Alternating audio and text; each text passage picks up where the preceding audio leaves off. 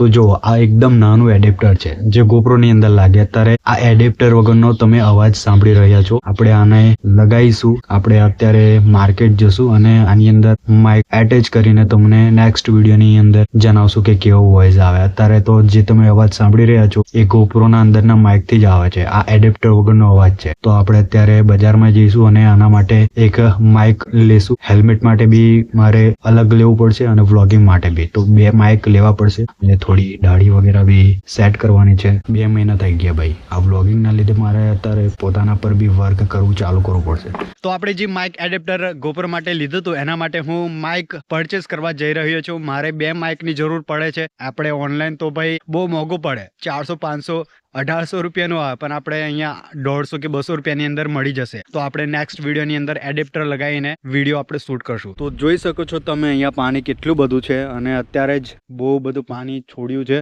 અને થોડું શાંત લાગે છે, પણ અંદરથી એટલું બધું હોતું નહીં અને બહુ વધારે પાણી છે. મોઢું કે હાથ પગ ધોવા માટે તમે ઉતરો ના, એક્સપિરિયન્સ ના હોય તો. બહુ બધું પાણી છે. આ થોડી નાની કેનાલ છે. અમારે ત્યાં આ બી ચાલે છે. તમારે ત્યાં આ કેનાલ જાય છે કે નહીં જતી? તો આગળ આપણે જઈએ અને આનું માઇક ખરીદીએ અને આગળ વિડીયોને કન્ટિન્યુ કરીએ. તો અત્યારે આપણે છે ને બહુ ધીમી ધીમી ગાડી ચલાવીએ છીએ કેમ કે આપણા પાસે હેલ્મેટ નથી, કેમ કે આપણે બહુ નજીક જ જવાનું છે, બહુ દૂર નથી જવાનું. તો જો અત્યારે ટ્રાફિક વગેરે નથી, રસ્તો થોડો ખરાબ છે, તો એક હાથે બી તમે ચલાવી શકો છો. આ બધી ગાડીની અંદર કેવું, ગાડી બંધ નથી થતી. કાર્બોરેટર વગેરે હોય ને તો તૈયારીમાં બંધ થઈ જાય.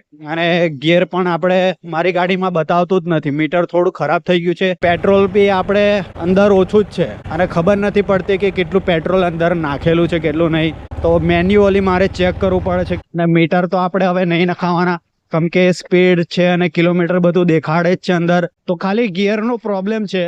જે ગિયર આપણે ફર્સ્ટ સેકન્ડ જે બતાવે છે એ નથી બતાવતું. બાકી તો મીટર કમ્પ્લીટ કામ કરે છે. અને જો આ કેનલ છે ને બહુ ખરાબ થઈ ગયેલી છે. કેનલ તો તૂટી ગયેલી છે આજુબાજુ તમે જોઈ શકો છો. અને રાત્રે તમે અવોઇડ કરો. એકલા જો તમે કઈ જઈ રહ્યા છો તો રાત્રે આવી જગ્યા પર ના નીકળો. આપણે થોડું સીન થઈ ગયું. માઇક લેવા ગયા હતા પણ માઇક ના મળી, તો આપણે થોડું બીજી જગ્યાએ જવું પડશે અને થોડી દાઢી વગેરે કરાવી દીધી છે. તમે જોઈ શકો છો પહેલા કરતા થોડુંક બેટર દેખાય છે. તો 1-2 મહિના સુધી વાંધો નહીં. તો આપણે અત્યારે ડાયરેક્ટ જ જઈએ બીજી જગ્યાએ અને ત્યાં મળી જાય તો સારું, નહીં તો પછી ઓનલાઈન જ મંગાવવું પડશે.